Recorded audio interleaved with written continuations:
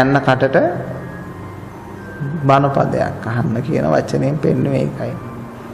ජීවිත ආසාව තීද්දි ආත්ම ස්නේහය තීද්දි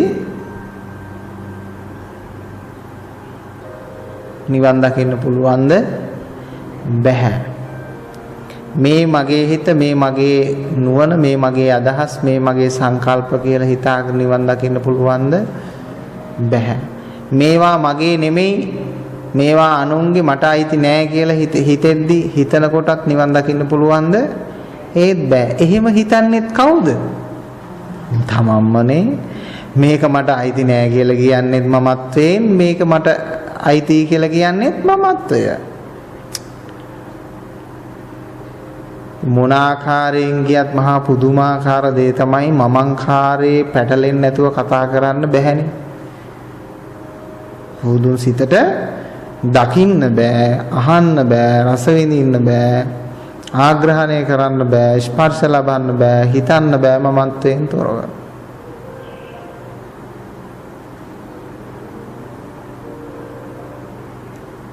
මමත්වය විසිරෙන්නේ ලෝකෝත්තර භාවයට, අපේ ලෝකෝත්තර සංඥාව, ලෝකෝත්තර ඥානය යොමු වෙන තරමට.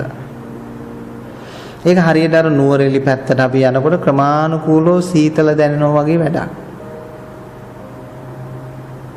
මේ ලෝකෝත්තර භාවයට යන්න අපි ළඟ තියෙන දාහය ගිනි ගැනීම අඩු වෙනවා.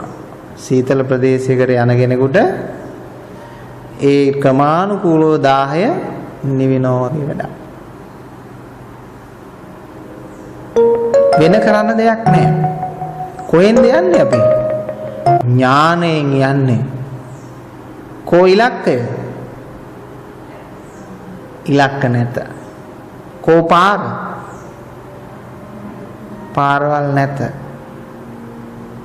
කොතනද ආරම්භය? ඒක ආරම්භයක් නැත. කොතනද පැවැත්ම? පැවැත්මක් නැත. කොතනද අවසානය?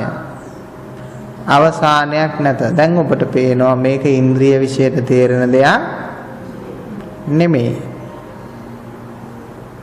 මේවා මාර්ගඵල කියන නම් මුකුත් මේවට දාන්නේ. මේ තමයි සැනසෙන මාවත.